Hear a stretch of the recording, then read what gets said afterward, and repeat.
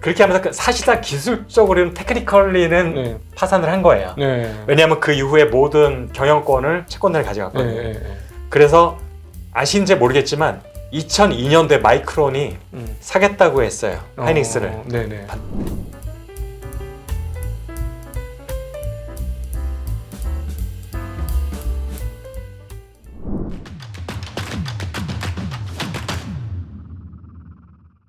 낸드는 지금 완전 공급 과잉 아니었었습니까? 그랬었죠. 낸드가 훨씬 그 네. 이익률이 낮았었고 네. 적자 전환도 더 항상 빨리 됐고 네. 흑자 전환도 늦게 됐던 게 항상 낸드 쪽이었었는데요. 네.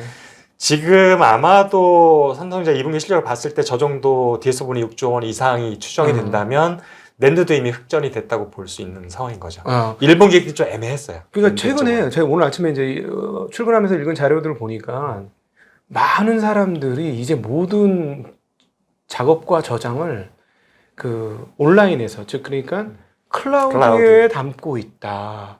근데 그걸 일단 어떤 소름 끼친 느낌 들었냐면 전 세계의 사람들이 몇몇 클라우드 업체에 자기의 모든 정보를 다 갖다 넣어놓고 있는 그런 상황이 펼쳐진다. 이거 정말 신기한데 그런 상황이 펼쳐지고 있는데 그러면은 이게 전부 낸드로 보관돼야 되는 거잖아요.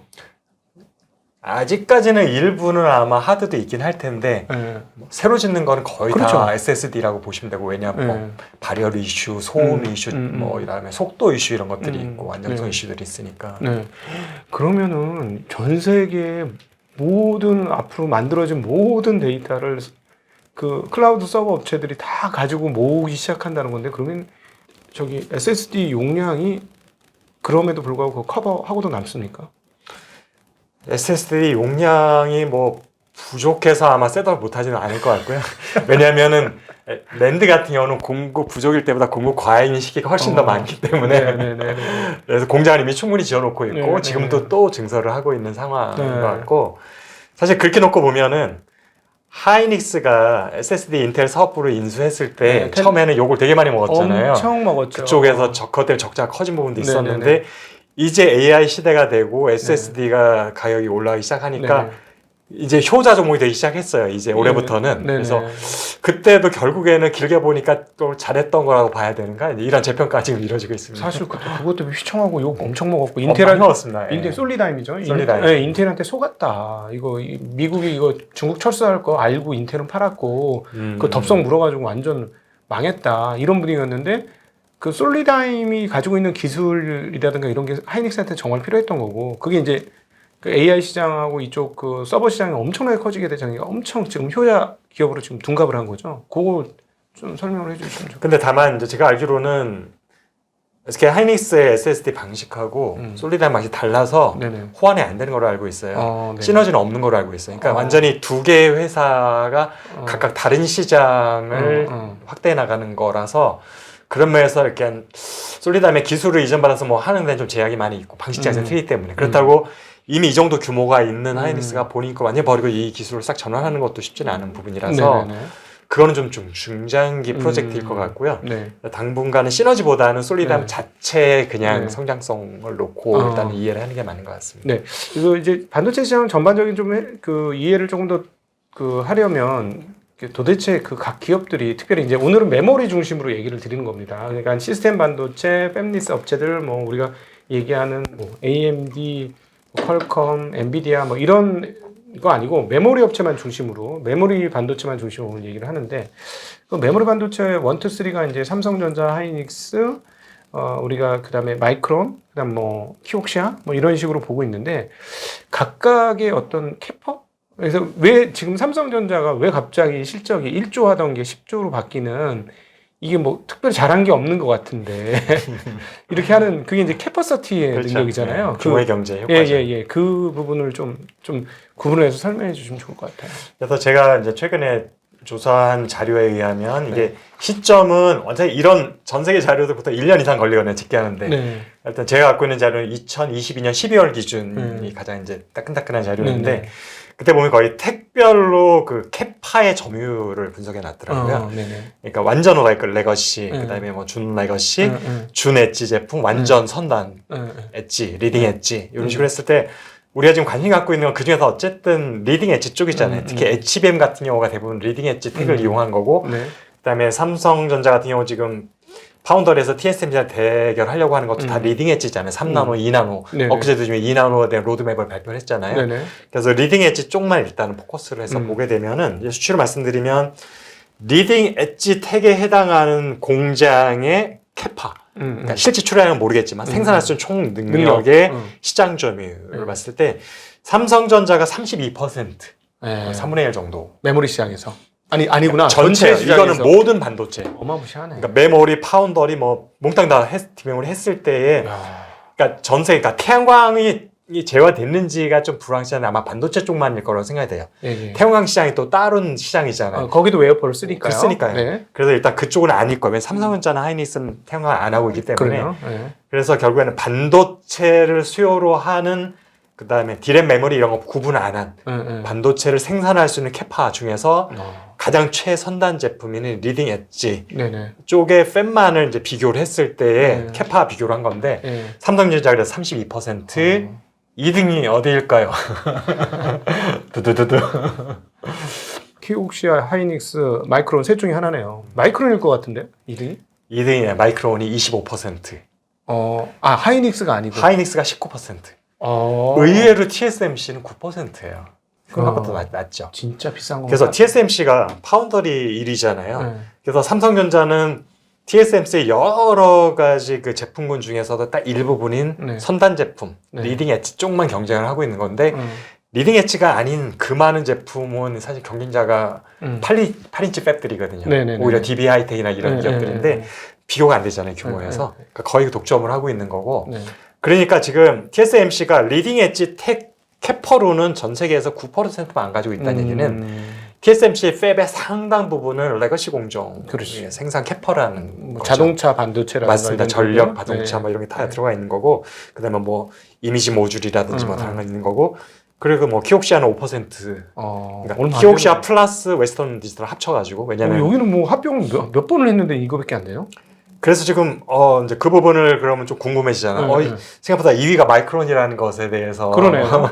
하이닉스일 것 같은데. 하이닉스일 것 같은데 우리 같은 경우 2위 하면 하이닉스가 그냥 거의 공식같이 돼 있어서 이 기회에 이제 저희가 한번 정리를 하고 나면 좋을 것 같아요. 그러면은 도대체 마이크론이라는 회사와 하이닉스라는 회사가 어떻게 탄생을 됐고 그 역사가 어떻게 되길래 생각보다 마이크론이 굉장히 규모를 따지면 기술력은 모르겠지만 그러네요. 굉장히 크구나. 큰 회사구나. 당황스럽네요. 당황스럽고 왜냐면 이익 규모를 보면 하늘과 땅 차이거든요. 이익률이나 뭐 기술 택 같은 걸로 다 하이닉스가 앞서 있는 상황인데 시장 점유율을 놓고 보더라도 그렇고요. 그래서 그걸 간단히 좀 정리를 좀 하고 넘어가 좋을 것 같아서 일단 저희들이 2000년도만 보시면 돼요. 그 이전에 치킨 게임이라는 건 우리가 사실은 관심을 가지기에는 조금 너무 먼 옛날이기도 하고 2000년 이후에 일어났던 주요 치킨 게임과 M&A 역사들을 보면 현재 마이크론과 하이닉스가 존재하게 된 그 과정을 볼 수가 있고 야 이런 애들이 이렇게 합쳐졌으니까 규모가 이럴 수밖에 없구나라는 게 이제 우리가 이해가 되는 측면이 있거든요. 일단 하이닉스부터 얘기를 하면 하이닉스도 사실은 이게 사실은 빅딜을 통해서 만들어진 회사잖아요. 그렇죠. 젊은 세사는 모르는 시기죠. IMF 시대라는. LG 반도체와 현대 반도체. 현대전자. 현대전자. 그 두 개 합쳐진 거죠. 그래서 저희를 1997년, 98년도에 외환위기를 겪으면서 IMF 구제금융을 맡고 하면서 김대중 대통령이 있던 정부 시절이죠. 그래서 정부에서 결단 내려서 강제적으로 5대 대기업 집단들한테 강제적으로 서로 사업부를 주고받으면서 강제 합병을 유도를 했죠. 그때 기억이 생생히 납니다. 구본무 회장인가요? 그때 어디 갔다 오더니 청와대 갔다 온 거예요. 술이 완전히 취했어. 기자들이 사진 찍는데 총수가 술에 취해 있는 걸 봐서 저는 그때 어린 나이에 저거 참 신기하다. 저거 뭐 하나 이게 자기 거 내놓으려고 하니까 저렇게 괴롭구나. 이런 느낌을 받았었거든요. 굉장히 애정이 있었던 반도체 때문에. 그래서 어쨌든 그 과정을 거치면서 반도체 속에서 한국에서는 그때 LG 반도체와 현대전자의 반도체 사업부가 있었죠. 왜냐면 현대전자는 삼성전자와 마찬가지로 종합 가전 전자회사였거든요. 아시다시피 휴대폰도 만들어 팔고 있었죠. 그 다음에 컴퓨터도 만들어 팔고 있었고, 그 다음에 패키지 사업부도 있었고, 메모리 다 있었고요. 맞아요. 팹리스도 있었어요. 그죠? 팹리스도 있고, 모든 걸 다 갖고 있었던 현대전자에 있었기 때문에 그 중에 이제 패키지 쪽은 중국의 취팩이라는 회사한테 매각이 됐고, 모바일 사업부도 매각을 하고 네네. 그다음에 PC 사업부 다 매각해서 결국 반도체만 남았는데 반도체 부분 남은 거를 이제 LG 반도체죠. 하고 합병을 했죠. 정부 주도 하에서. 그래서 현대전자에서 떼어내가지고 현대반도체라는 사명으로 양사가 합쳐진 게 이제 하이닉스의 전신이고요. 그게 이제 2000년에 완성이 된 거고요. 그런데 그때 부실 기업 두 개가 합쳐진 거잖아요. 어떻게 보면은 정부 주도 하에서 조선도 사실 그렇게 부실 기업도 묶었던 거고 해운도 뭐 다 그런 거였는데 그래서 되게 굉장히 일시적이에요. 일시적이었지만 제가 그때는 이제 현업에 있을 때였으니까 일시적으로 생산 캐파놓고 벌써 삼성전자보다 합병사가 더 커서 1위를 했었어요. 왜냐하면은 빅3 중에서 2위, 3위가 합쳐지니까 1위를 넘어섰던 거죠. 그랬구나. 그래서 질적으로는 모르겠지만 양적으로는 합병사였던 현대반도체가 일시적으로 삼성전자보다 커졌었습니다.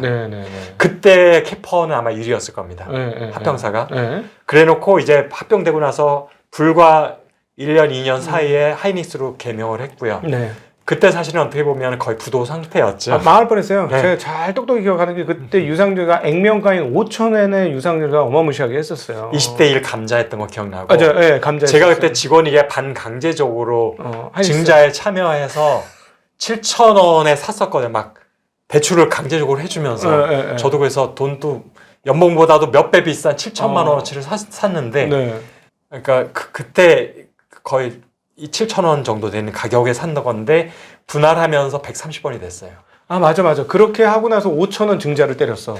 5,000원 액면가에다가 뭔가 했었어. 그때 그 우리 사주 샀던 직원들은 다 거지가 됐죠. 다 거지가 됐죠. 그렇구나. 그 21대 된 거는 몽땅 다 새로 돈 집어는 채권단에 몽땅 가져갔고 우리는 그 자리에서 7,000원짜리가 130원이 돼버리면서 맞아. 그러고 나서 감자 20대 1 하고 5,000원의 액면으로 또 거의 액면 수준에서 그래서 그 아픈 피해자 중에 한 명이었었고 제가 어쨌든 뭐 그게 중요한 게 아니고 그렇게 하면서 사실상 기술적으로는 테크니컬리는 파산을 한 거예요. 왜냐하면 그 이후에 모든 경영권을 채권단에 가져갔거든요. 그래서 아신지 모르겠지만 2002년도에 마이크론이 사겠다고 했어요. 하이닉스를. 그러니까 메모리 부분을 전체를 사겠다고 했었고 채권단은 항상 목표가 있잖아요. 빨리 돈을 회수한다. 내가 들어간 돈을. 근데 마이크론을 사겠다고 하니까 덥석 팔겠다고 했어요. 채권단에서는? 은행에서 사겠다고. 왜냐하면 빨리 빠져나갈 수 있으니까. 거기서 제시한 금액 정도면. 그런데 이제 당시에 그때 아마 박정석 사장님이 대표로 있을 때에 이 국가적으로 봤을 때에 이 정도 헐값의 반도체를 미국에 넘기는 건 절대 안 된다고 생각을 했었고 경영진이 사표낼 각오를 하고 이사회에서 부결을 시켰습니다. 그래서 경영진 다 물갈이를 시켜버렸죠. 채권단에서. 열받으니까 니들 내 돈 회수하려고 하는데 니들이 왜 막아? 근데 어쨌든 사실 그때 경영진의 결단이 있었기 때문에 아니었으면 2002년에 하이닉스는 마이크론에 넘어갔고 그럼 지금 미국 회사일 거예요. 그러면 세계 1위도 미국 회사가 돼 있었을 건데 그때 경영진이 본인의 불이익을 감수하고 결단해서 이사회 부결을 시켰던 그게 2002년에 있었던 사건이고요. 이런 건 나중에 기록으로 남겨가지고 기업사 이렇게 한 획을 제가 그래서 지금 좀 아셔야 될 것 같아서 많은 분들이 잘 모르기 때문에 제 기억이 납니다. 박정석 사장님 되게 열심히 했던 사장님이라는 건 기억이 나고 그러면서 서서히 부활을 했어요. 맞아요. 그때부터. 그러면서 근데 사실 그때 뼈를 노력을 했죠. 왜냐면 그때 이미 채권단 관리에 들어갔기 때문에 설비 투자는 거의 막혀있던 상황이었어요. 제가 그때 현업에 있을 때라 이제 팀 단위로 제가 그러니까 D램 1기가라는 게 지금 보면 말도 안 되는 저용량이지만 당시에는 1기가 차차 세대 제품이었었거든요. 왜냐면 256MB가 현재 주력이었었던 시절이니까 차차 세대를 제가 D램 개발하고 있었는데 선행개발팀에서 불과 30만 원 정도의 뭔가 예산을 집행하려고 할 때도 사장님 결제까지도 안 됐고 채권단 결제까지 올라갔던 시절이었어요. 30만 원 결제가. 아무리 인플레이션 해도 한 돈 100만 원인데. 근데 뭐 장비 하나 살려면 몇백억이잖아요. 그러니까 그거를 쉽게 하루에 난리가 없으니까 거의 설비 투자 제로인 상황에서 거의 인력의 힘으로 연구원들이 정말 24시간 풀가동 해가고 야근 해가면서 생존을 한 거고요. 이 상황이 2012년 SK에 인수될 때까지 계속됐다고 거고요. SK가 2012년 결국에 SK텔레콤이죠. 실질적인 주체는 텔레콤에 인수되면서 이제 자금들. 그래서 그때 엄청난 적자를 냈던 해거든요. 2012년이. 보통은 그 전까지 채권단에서 적자 내면 투자 올 스톱. 그러니까 미래가 없는 상황. 협의 투자 못하니까 악순환. 갔다가 이제 사실 오너가 생기니까 주인이 네. 생기니까 적자이면서 선비 투자 들어갔죠. 네. SK텔레콤 그때만 하더라도 정말 황금알을 낳는 아유, 지금도 뭐 돈은 잘 법니다. 고요. 네. 거기 꾸준하게 돈이 나올 수 있는 내수기업이기 때문에 100% 네. 내수기업이기 네. 때문에 거기다 통신사는 기간산업이 있잖아요. 그래서 사실은 그때 SK가 못 가져갈 수도 있었어요. 그 전에 효성에서 먼저 두드렸었고 근데 자진 사퇴. 그 다음에 STX에서 하겠다고 경합을 했다가 자진 사퇴. 네. 결국 SK가 홀로 남아서 네. 했는데 좀 민감한 부분이라 여기서 제가 밝힐 수는 없지만 네. 그 와중에 제가 정부의 높은 힘 있는 모 기관의 요청을 받아서 분석 자료를 좀 보고했던 게 있고요. 네. 지금 생각해 보면 그 보고서 거의 핵심이었던 것 같아요. SK 네네. 쪽으로 넘어가게 됐었던. 근데 그랬기 때문에 살아났던 것 같아요. 생존했던 네. 것 같습니다. 네네네. 그래서 그 내막을 밝히긴 조금 어렵고요. 사석에서. 네네네. 어쨌든 그래서 SK한테 인수한 후부터 체질이 완전히 바뀌었죠. 적자일 때 설비 투자를 할 수 있게 되니까 네. 다시 어차피 사이클 산업이잖아요. 네네네. 다시 호황기가 왔을 때 어마어마한 돈을 벌 수 그렇죠. 있었고 반도체는 호황 오면 그냥 마진이 바로 50% 튀어버리니까. 맞습니다. 네. 기본 35% 기본이고 예. 어마어마할 때는 50%까지 올라가는 산업이기 때문에 그러면서 하이닉스가 완전 체질 개선이 됐어 왔고 음. 그래서 하이닉스는 결국에는 LG하고 현대 두 기업이 합쳐진 게 지금 했고 규모가 그래서 일시적으로 삼성도 앞섰지만 네. 결국에는 돈이 없었기 때문에 꾸준히 설비 투자를 못했어요. 한 10년 정도는. 네네네. 그러면서 점차 삼성은 순위가- 돈이 있으니까도 했고 네. 그래서 캐파에서도 밀릴 수밖에 없어서 현재는 삼성전자 절반 수준이라고 보시면 돼요. 생산 네. 캐파. 네네. 자, 그 다음에 궁금한 마이크론. 네네. 얘는 웬 도깨비이기 때문에 네. 삼성전자, 하이닉스 사이에 2위 자리를 하느냐. 자, 일단은 이제 이 부분을 말씀드리려고 이제 한국 기업을 먼저 하이닉스를 말씀드렸는데, 자, 일단 마이크론의 1998년부터 시작이 돼요. 그 기업 사냥이 시작했던 것들이. 네. 말씀드렸잖아요. 이미 2002년에 하이닉스도 사냥하려고 그랬었잖아요. 네네. 무산이 됐기 때문에 하이닉스 못 가져가고 그때까지 갔으면 또 완전히 달라졌을 거예요. 네. 메모리 쪽에서의 그렇죠. 경쟁이.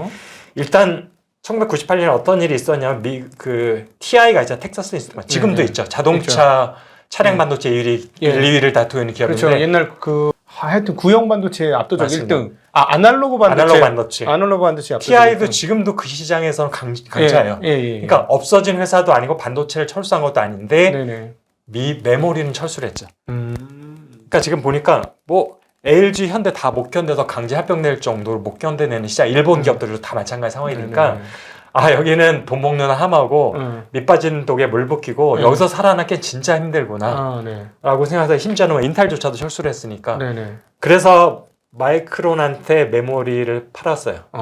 비메모리만 남겨놓은 것 같던 거죠. 그러니까 사실은 그 전에 이제 메모리 업체들이 수십 개가 있었던 거죠. 일본에만 해도 몇 개가 있었고 미국에도 1995년 기준에 네. 이때가 정말 가장 정말 무주공산 같이 모든 기업들이 있던 시절인데 네. 시장 점유율이 1%도 안 되는 기업들이 수십 개 있었고요. 수십 개. 1% 정도 되면 그래도 어때 보드에 이름을 정도 내밀 정도였는데 그런 기업만 15개가 있었어요. 1% 이상의 기업들만 해도. 그러니까는 우리가 IMF 오기 전에 반도체 수출이 역으로 적자 나고 했었었는데 그때 그러니까 다들 죽기 살기로 적자로 그냥 반도체 쏟아냈군요. 그 이때 당시에. 정말로 뭐 손실이 나면서 그냥 경쟁을 하고 못 먹어도 고하던 시절. 왜냐면 플레이어가 너무 많으니까. 그러니까 삼성전자가 결국 그 과정을 통해서 치킨 게임으로 다 일본 기업들을 다 이기고 다 이겼습니다만은 자기네도 마지막 송괴를 당했던 시기가 바로 IMF 직전 96년, 97년. 그러면서 한국 수출입이 그냥 적자로 그냥 뚝 떨어지고 그 결국 IMF 오는 걸 산업적으로 해석해 보면 반도체 산업의 적자였고 그게 반도체 치킨 게임의 결과였네요. 그 주가에도 그대로 반영이 됐죠. 네, 그러네요. 이런 상황이 있었군요. 네. 지금 우리가 10만 전자만 얘기하잖아요. 네. 2018년 3월인가 4월에 50대 1 액면 분할하기 전에 가치로 하면 500만 원이 되는 거예요. 네, 그렇죠. 지금. 삼성전자가 500만 원이 되는 건데 IMF 직후에 한 3만 원대, 3만 원대 정도 액면 분할점 있었거든요. 3만 원. 그러면은 3만 원이었던 주식이 지금 500만 원이 된 거예요. 삼성전자 하나를 보면. 네네. 야 20여 년 정도의 네. 기간 동안에. 그러니까 그때 주식 사놓고 네.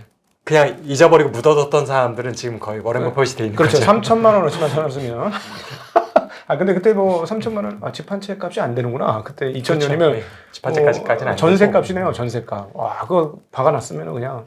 네. 근데 우리 이제 보통 일반 투자 그렇게 장기 투자하기가 쉽지가 않다는 거예요. 네. 실질적으로. 네. 자, 어쨌든 이야기가 또 다른 데로 가버려서 그래서 98년도에 텍사스 인스트루먼트가 갖고 있던 메모리 사업부를 마이크론이 가져와요. 이제부터 시작이 됐던 거죠. 그다음에 말씀드렸지만 2002년에 하이닉스 인수하고 싶었는데 무산이 돼버렸고 안 됐고, 근데 2001년도에 도시바 있잖아요. 도시바가 지금도 낸드 시장에서는 강자인데, 도시바도 D램은 팔았어요. 낸드만 남겨놓고. 그 일본의 구조조정이 시작됐던 거죠. 그러니까 일본한테 파는 게 아니고 그 마이크론이 TI 거를 사가고 그 다음에 도시바의 D램 부분을 사가면서 계속 몸집을 키웠죠. 그 전까지 되게 작은 기업이었어요, 마이크론이. 자, 그리고 나서 2002년쯤에 일본의 우리가 빅딜이 있었듯이 98년, 99년에 빅딜이 있었듯이 일본에서도 정부 주도하에 D램 부분에 빅딜이 일어나게 됩니다. 그래서 일본에서 보면은 이제 LP다가 사있는데 NEC, 미쓰비시, 히다치라는 세 개의 D램 기업들을 묶어가지고 일본에서 강제적으로 하나의 회사 만들었어요. 경쟁력이 없으니 삼성을 도저히 안 되니 합쳐서 한번 해봐라 해서 그 세 개 업체가 합쳐진 게 엘피다입니다. 그게 2002년도 있었는데, 그래서 일본도 딱 하나만 똘똘한 해서 낸드의 도시바, D램의 엘피다 이렇게 두 개만 남겨가지고 했고, 그다음에 비메모리에도 리네상스 하나로 딱 합쳐버린 거예요. 우리의 빅딜과 비슷한 거를 2년 뒤에 했던 거고요.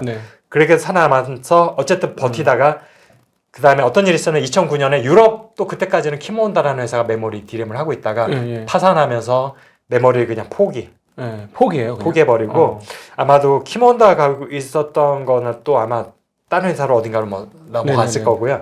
그 다음에 중요한 거 2012년에 일본에서 3개 회사를 만들어서 합쳐졌던 엘피다조차도 망해가지고 마이크론에 넘어가죠. 그게 마이크론 넘어가는군요. 그게 2012년에 마이크론에 그러니까 마이크론이 보시면은 TI 거 가져갔고 그 다음에 도시바 거 가져갔고 그 다음에 NEC, 미쓰비시, 히다치 세 개의 사케 합쳐졌던 엘피다를 마이크론이 가져.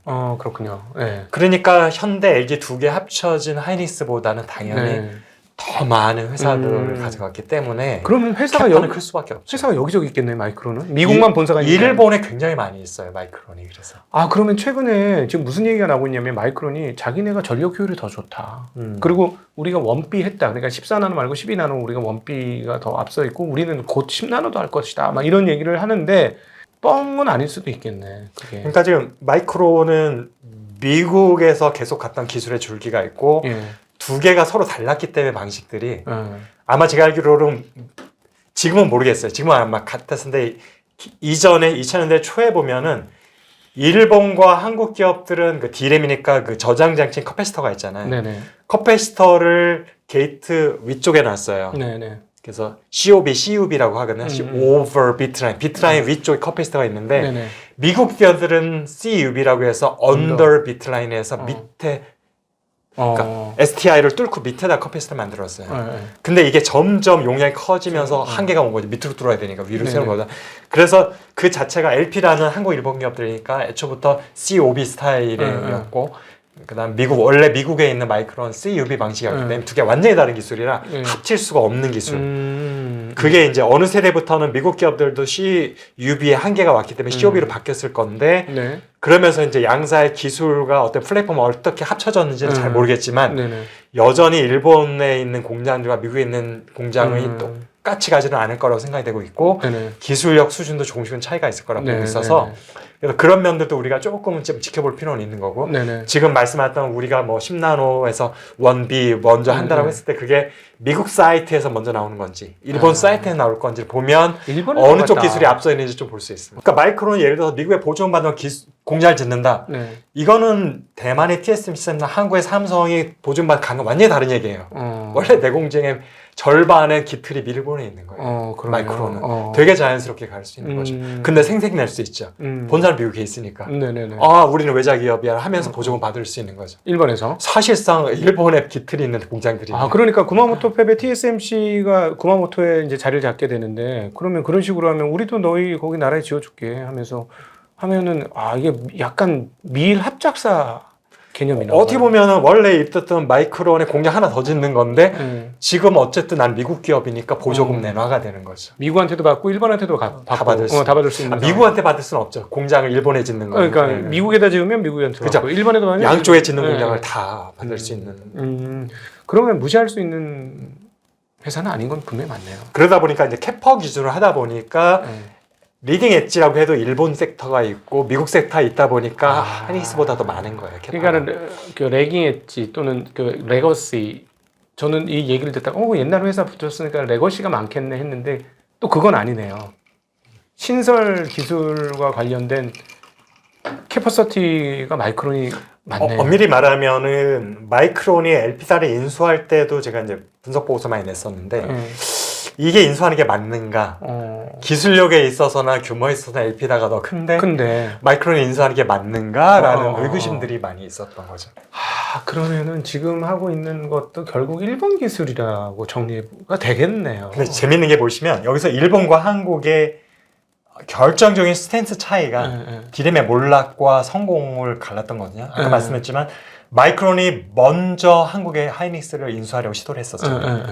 그거를 부결시켰죠. 무산시켰죠. 그래서 지금 완전히 지금 한국은 메모리의 강자를 했었는데 일본은 똑같은 상황에서 채권단의 결정이 그냥 매각시키는 거를 해버린 거예요. 왜냐하면 본인이 빨리 돈을 회수하고 싶었고.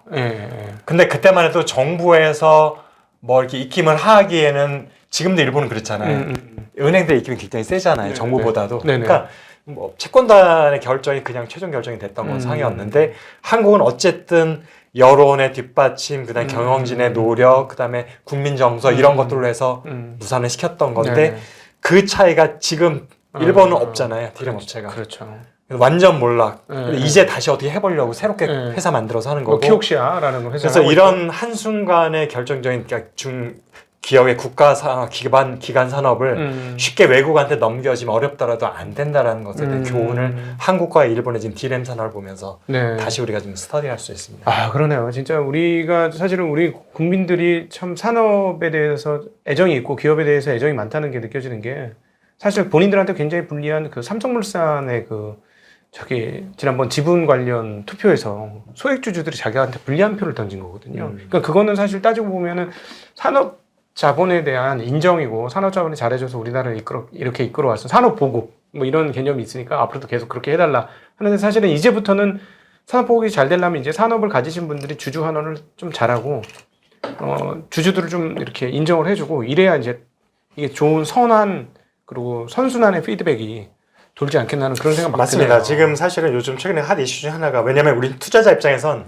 정부가 주장했던 밸류업이라는 게 기업 입장에도 환영이지만 이미 투자를 하고 있는 분한테는 진짜 필요한 게 밸류업이잖아요. 그렇죠. 원래 몸값을 못 받고 있는 걸 제값을 받게 하면 내가 갖고 있는 주식이 2배가 될 수도 있는 거잖아요. 그럼요. 근데 그와 연관해서 지금 말씀하신 특히 외국 쪽에 특히 미국 기업들과 비교해보면 한국에도 굉장히 실력이 있고 규모가 큰 기업들이 많이 있어요. 미국 못지않게. 그럼에도 주가는 항상 저평가 얘기가 나오는 것들을 생각을 해보면 생각해보면 미국의 애플, 마이크론, 엔비디아가 지금 1, 2, 3이 지금 최근에 또 1위가 바뀌어서 애플이 1위인데 시가총액 1위 하는 기업들을 봤을 때에 이런 기업들의 특징을 보시면 얼마 전에 오픈 AI도 그렇고 애플도 그랬고 뭐냐면 창업주가 해고돼요. 중간에 이 사회가 해고를 해요. 그 다음에 몇 년 있다 다시 복귀를 해요. 이런 게 한국에서 가능하나요? 창업주가 해고된다라는 게 있을 수 없는 일이고 그 다음에 미국의 애플, 마이크론의 심지어는 뭐 어떤 기업이라도 아들이 오너 CEO로 등극했다는 얘기 들어본 적이 한 번도 없죠. 2세가. 그냥 다른 전문가가 오는 거예요. 한국은 그렇지 않죠. 일단 기본적으로 자녀예요. 그 다음 경영자 내 상관이 그 자녀가 될 수 있다는 생각을 염두에 두면서 할 수밖에 없으니까 주주만 보면서 회사의 이익만 보면서 할 수 없는 상황이 된다는 거예요. 그래서 이런 부분들에 대해서 이제 투자자들이 특히 이제 글로벌 투자자들이 한국 기업들에 대해서 이제 저평가를 하게 되는 원인이 뭐 다는 아니겠죠. 한 축은 될 수 있다라는 생각이 있어서 어쨌든 아까 처음에 얘기했었던 커뮤니케이션 부분, IR 부분도 그렇고 이런 경영에서 투명성 오로지 주주와 기업의 이익만을 위해서 어쨌든 경영진이 힘을 쓸 수밖에 없는 그런 환경 조성 이런 것들이 잘 된다면은 아마도 한국 주식시장 밸류업도 이제 시간이 지나면 되지 않을까 기대를 해봅니다. 자, 오늘 이주환 박사님과 함께 그 삼성전자 실적에 대한 분해를 좀 해보았고요. 그다음에 그 현재 이 메모리 업체들이 어떻게 현재 상황까지 왔는지 메모리의 역사에 대한 이야기도 했습니다. 자, 이제 7월 달 말이면 하이닉스의 실적 발표도 되고 또 시간 좀 지나면 삼성전자의 실적이 아주 자세하게 나오게 될 겁니다. 그 실적 발표가 되고 그다음에 이제 마이크론 실적까지 해서 나중에 이제 메모리 업체들이 과연 어떤 그림을 그려갖고 앞으로 어떤 그림을 그릴 수 있는지를 숫자를 통해서 한번 다음 기회에 또 실적 발표가 나오면 이 박사님과 함께 분해를 좀 한번 해보도록 하겠습니다. 이번 영상은 정말 가치 있는 영상이니까 좋아요 눌러주시고요. 저 이런 얘기 한 번도 안 하는 거 아시죠? 좋아요 눌러주시고 주변 분들한테도 많이 좀 널리 알려주시면 우리 투자 업계에 큰 도움이 될 것 같습니다. 오늘 귀한 시간 만들어주신 우리 이지환 박사님께 다시 한번 감사드리고 네, 감사합니다. 네, 감사하고 우리 시청자분들께도 인사드리겠습니다. 고맙습니다.